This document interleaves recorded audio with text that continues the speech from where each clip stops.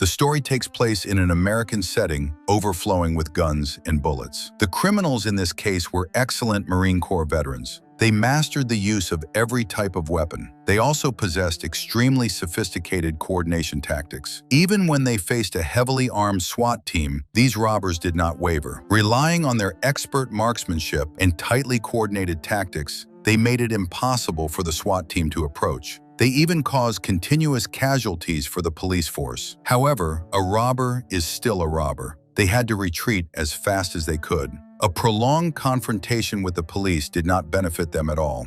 The police reinforcement forces were limitless. The longer the time dragged on, the more backup forces would be deployed and the firepower would increase. Therefore, these 5 or 6 robbers had to find a way to escape. After all, the amount of ammunition they carried was limited. It was not enough to fight a prolonged battle against the SWAT team. Thus, upon realizing the SWAT team was pinching them from 2 sides, the battle-hardened commander hastily called for a retreat. They covered each other as they retreated one by one. But when the getaway driver was shot down, the group's retreat route was cut off. They were forced to choose a different path. The fierce gunfight continued. A police car with its siren on blocked the road they were about to cross. The robbers once again displayed their skilled, tactical formation. They covered each other and began to retreat in another direction. To retreat, they first had to suppress the enemy's firepower. If they did not, they would be chased and beaten badly. Fiercely firing at the opponent before retreating was an absolute necessity. A moment later, another accomplice was shot and fell on the escape route. The robber commander saw his teammate fall. He switched his rifle to his left hand. He held a pistol in his right hand and continued to return fire. He provided cover while loudly calling another accomplice to help. After another heart-stopping shootout, the 3 remaining robbers finally escaped the battle. They ran to a street behind them. They stole a car parked by the road. They forced the driver out and got inside. They slammed the gas pedal and broke the police perimeter. Although many police cars chased and blocked the road, the escaping robbers were clearly 2 battle-hardened veterans. With seamless coordination, they once again repelled the pursuing police. They switched to another car and safely escaped the siege. But did they truly successfully escape? That is not certain. When they stormed the bank to rob it, many witnesses were inside. There were customers and quite a few bank employees. All of them were witnesses. Even though they all wore masks, they spoke with the bank manager multiple times.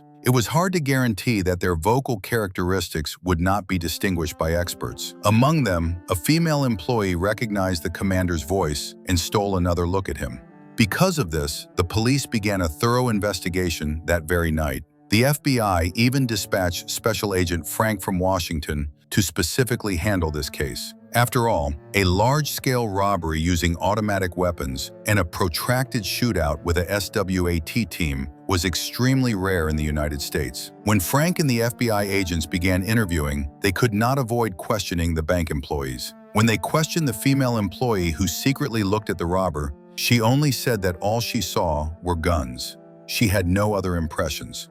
Meanwhile, the robbers who survived the heist brought their wounded comrade to the contact man's house. The robber helping the injured man was Jimmy. Following behind them was Jimmy's brother-in-law. The brother-in-law was displeased with the contact man's loud yelling. He reached out and punched the man to the ground. The police appearance seemed very strange. The SWAT team arrived immediately after they left the bank. This forced everyone to suspect that someone tipped off the police.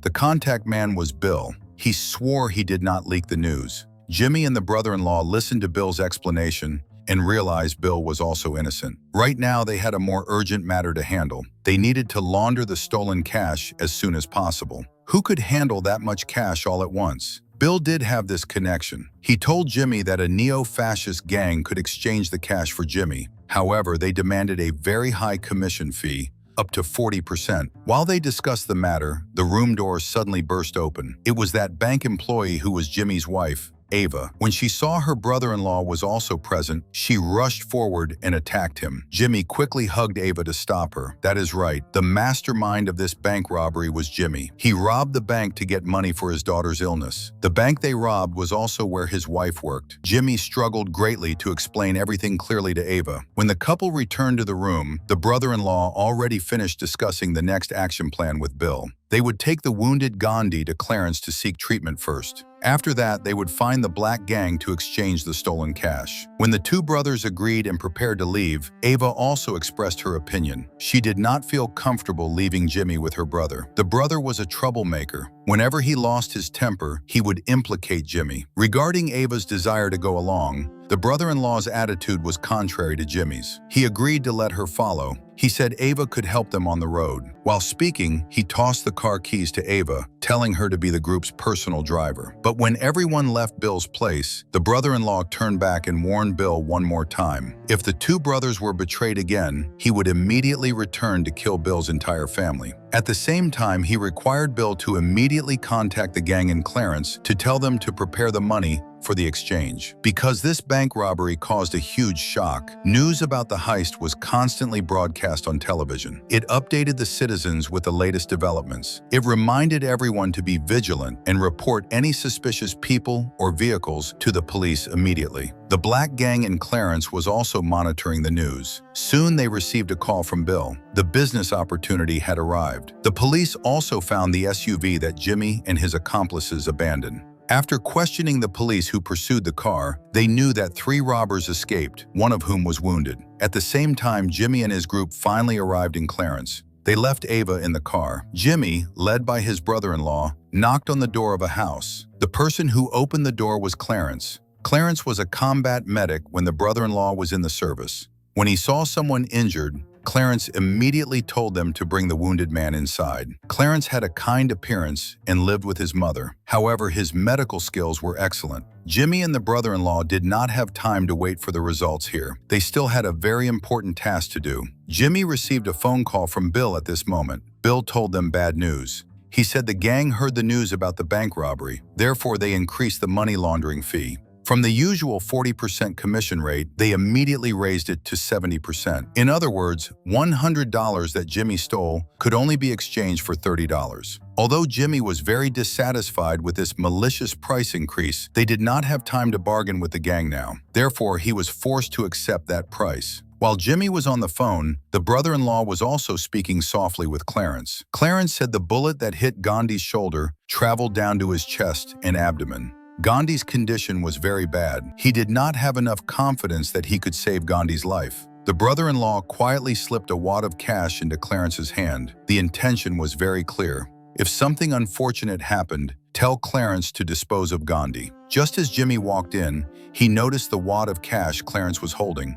However, he did not say it out loud. He only urged the brother-in-law to quickly take action and leave Gandhi to Clarence. The completely opposite attitudes of the two brothers made Clarence very confused. He did not know who he should listen to. The moment to test Clarence's medical ethics had arrived. While the brother-in-law was organizing the weapons and counting the cash, Jimmy also told Ava the next plan. He told Ava that after the transaction, she should take the streetcar home herself. He and his brother-in-law would flee directly to a small South American country to pave the way for Ava and their daughter. Ava was very suspicious of his plan. It was easy to say, but too difficult to succeed. Nevertheless, she still agreed with Jimmy's arrangement. Immediately afterward, the gang's motorcade arrived. The gang had many people. Everyone was heavily armed with guns and ammunition. It seemed they knew the Jimmy brothers were not easy to deal with. They came fully prepared for the transaction. Because Jimmy did not have time to tell the brother-in-law about the fee increase, when the brother-in-law discovered the huge difference in the amount of money, he could not help but get angry.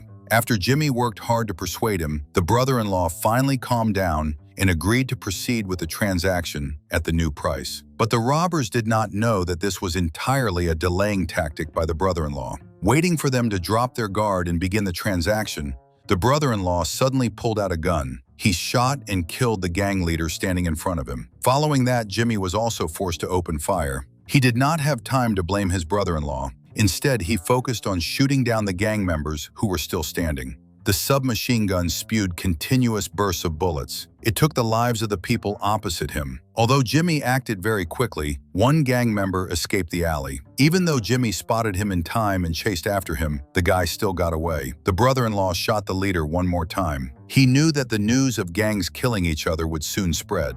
However, he did not care. Ava was also startled by the sudden change, but she insisted on driving the car to pick up the Jimmy brothers. She wanted them to leave the murder scene as quickly as possible. On the escape route, they encountered a police car driving in the opposite direction. Because it was a red light intersection and Ava was driving, the two brothers ducked down. They safely avoided that police car. Not long after, the gang boss received a call from the subordinate who escaped. Naturally, the boss was very angry. Hanging up, he immediately told the assistant beside him to start working. The person who betrayed the Jimmy brothers was indeed someone else. It was this man wearing glasses. He was not a good person. Betraying Jimmy was just to conceal his own identity. He provided a lot of false information to the federal agents. While the two agents were being misled by him, Frank appeared. Frank directly pointed out the flaws in his information. He forced him to tell the truth. That was sufficient. Although the man wearing glasses did not know the true names of the Jimmy brothers, just from his scattered descriptions, Frank determined their identities. After they showed the photos, and the man wearing glasses confirmed them, the Jimmy brothers became the subjects of an FBI manhunt. Not only that, they also tracked down the identity of Ava, the woman who worked in the bank. Because Ava's brother was Jimmy's teammate in the military, when they issued the arrest warrant, the police also requested all on-duty officers to carry sufficient weapons and ammunition. They all witnessed the combat power of the Jimmy brothers. They were certainly formidable individuals, equivalent to one man fighting 10. The Jimmy brothers and Ava quickly returned to Bill's hiding place. When the brother-in-law saw Gandhi on the sofa, he was slightly stunned. Clarence said he might not be able to save him. He never expected Gandhi to be treated so well and to be in very stable spirits. When Bill learned that the Jimmy brothers killed all the gang members, he was also shocked by this result. He bluntly stated that the two brothers caused a major disaster. The gang leader they killed had a significant background. He was the gang boss's younger brother, but the person was already killed, so fear was useless. Furthermore, the two brothers were about to flee to South America.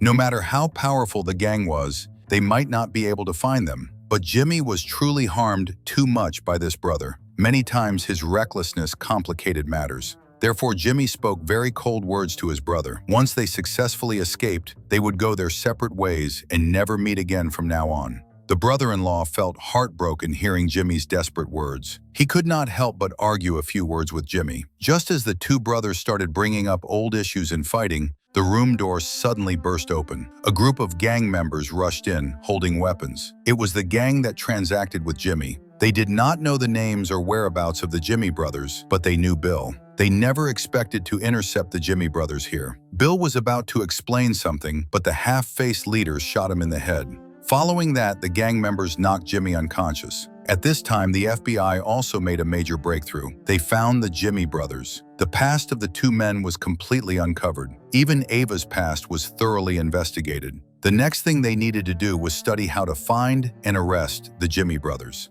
A police officer informed them that someone found the body of the gang boss's younger brother. The fact that the murder happened again piqued Frank's interest because it was too coincidental.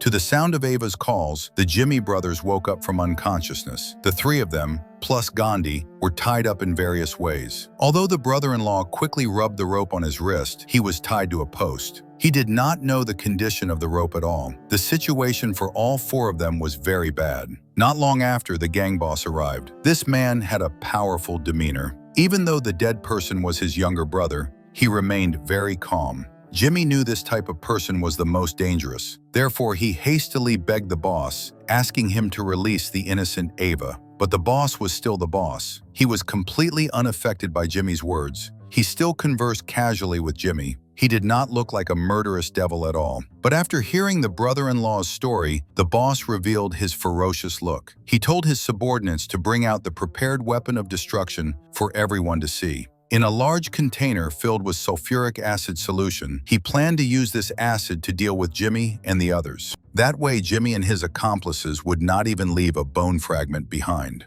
To check if the acid was effective, the gang boss told the half-faced man to take some out. He prepared to conduct the experiment on Gandhi. Jimmy and the brother-in-law were both experienced men. They naturally knew the horror of sulfuric acid. Both loudly demanded that they stop. Following the boss's order, the half-faced man poured the acid from the container onto Gandhi's head. Gandhi's tragic screams gradually weakened and soon fell silent. Despite how Jimmy and the others begged, They burned Gandhi to death with acid. Naturally, this was only the beginning. Next, the gang boss personally carried the acid container toward Jimmy. There was no need to guess. He wanted to burn Jimmy to death himself. This action by the boss immediately triggered Ava's heart-wrenching screams for help. She could not accept Jimmy being killed so brutally. The person who could not tolerate this torture was also the brother-in-law. He could not bear to let his brother face this calamity. He stared fiercely at the gang boss with eyes that could kill. Jimmy, who was hanging midair, suddenly struggled. Taking advantage of the boss's inattention, he lifted his foot and kicked the boss away. He also kicked the barrel of acid out of his hands. The acid splashed all over a gang member's face, causing the man to scream and fall onto the floor. The brother-in-law strained and tore the rope binding his hands. He pounced on a gang member holding a shotgun. He quickly pointed the muzzle at the distracted boss. The first shot hit the boss's thigh. Then he fired another shot. This shot severed the rope that was hanging Jimmy. Jimmy fell to the ground. His fighting ability was completely activated. Even though his hands were still tied, he could still use his shoulders and hands to fatally attack the enemy. The brother-in-law controlled the shotgun, still searching for targets to fire at. Under the courageous fight of the two brothers, not long after, no gang members could stand anymore. While Jimmy untied Ava, the brother-in-law walked up to the boss. He pointed the shotgun muzzle at his head. After muttering a few words, he fired a shot that blew the boss's head apart. Although they shot and killed the gang boss and several subordinates, this did not mean the three of them were safe. After all, this was the gang's territory. Therefore, they still had to quickly escape. If they did not, the remaining forces of the gang could easily take their lives. The two brothers quickly picked up the weapons on the floor. Then they led Ava out of the detention room. All three fought all the way and quickly reached the main road. The brother-in-law once again shouldered the responsibility of the elder brother. He told his brother to take Ava and leave first. He would be responsible for covering both of them. The federal agents were on their way to the murder scene of the boss's younger brother. They heard a report of a shootout on the radio. They immediately changed their route, heading toward the location of the reported shootout. Just after separating from the brother-in-law, Jimmy and Ava ran into the newly arrived police. Ava did not want Jimmy to shoot the police. She also did not want Jimmy to be shot and killed by the police. Therefore, she begged Jimmy to lower his gun and surrender. Jimmy felt completely unwilling, but he did not want Ava to worry. He reluctantly complied with the police's demand. He silently placed his weapons on the ground. He followed the police order to reveal the pistol hidden in his waistband. Then he also placed it on the ground. Even as Jimmy thought he had no other option and accepted being arrested, this police officer reported Jimmy's capture to Central Command. Frank and the others were excited when they heard the news. They accelerated to that location. At this moment, another police officer arrived. Just as he was about to handcuff Jimmy, the brother-in-law suddenly appeared. He did not care who the target was. As long as it was someone disadvantaging him and his family, he would not hesitate to pull the trigger. Thus, the brother-in-law saved his brother once again. Then he slipped a mini police radio into Jimmy's hand. He told the couple to continue their escape. At this time, the federal agents arrived at the scene. They were immediately suppressed by the bullets the brother-in-law fired. Although the brother-in-law did not hit the agents, he bought Jimmy and his wife more time to escape. Next, the brother-in-law was fiercely pursued by the federal agents. The combat power of these agents was truly no joke. Initially, to ensure his brother and sister-in-law could leave safely, the brother-in-law continuously fired to attract the pursuing soldiers. But immediately after, he saw the skill of the federal agents. When he ran through the alleys, giving his full effort to escape, those agents could still keep close behind. He could not shake them off. Like this, over and over again, no matter how the brother-in-law hid, he could not escape the pursuit of the federal agents. Finally, the brother-in-law was shot. There was no other way. After all, he was alone and did not even have anyone to coordinate with. Finally, he fled into a garden. The federal agents behind him did not quickly chase this time. The brother-in-law's stamina was completely depleted by the time the federal agents caught up. They were forced to search house by house.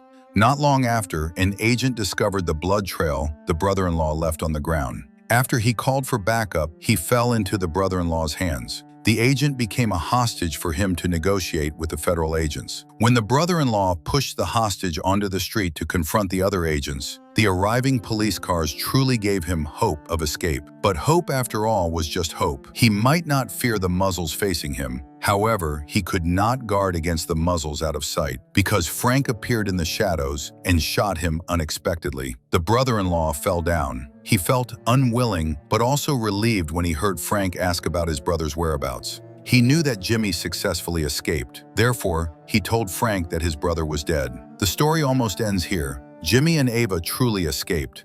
The two got onto a streetcar, but Jimmy did not go home with Ava. He got off the car first because he still had to continue running. The federal agents searched the room where Gandhi was harmed. Besides confirming that Gandhi was one of the robbers, they also salvaged a necklace from the acid puddle. That necklace belonged to Jimmy. When Jimmy threw a gang member down, the guy grabbed the necklace from his neck. Although Frank suspected Jimmy was not dead, he intentionally went to Ava's house to talk. Through questioning and speculation, he implied that Jimmy might still be alive. However, he still decided to close the case here. After all, the money was recovered. The bad guys were almost all dead. It was unnecessary to relentlessly pursue a family who did everything just to save their child. Because he also had children himself, he was also willing to do anything for his children. Therefore, Frank decided to let Jimmy go. Not long after, Ava brought her daughter to South America. On a beach, she found Jimmy. Finally, the entire family was reunited in a small South American country. The value of a movie lies in its fame. The value of a movie review lies in its feeling. Today's story ends here. Thank you for watching the film. What do you think of this movie? Please comment below. Yeah.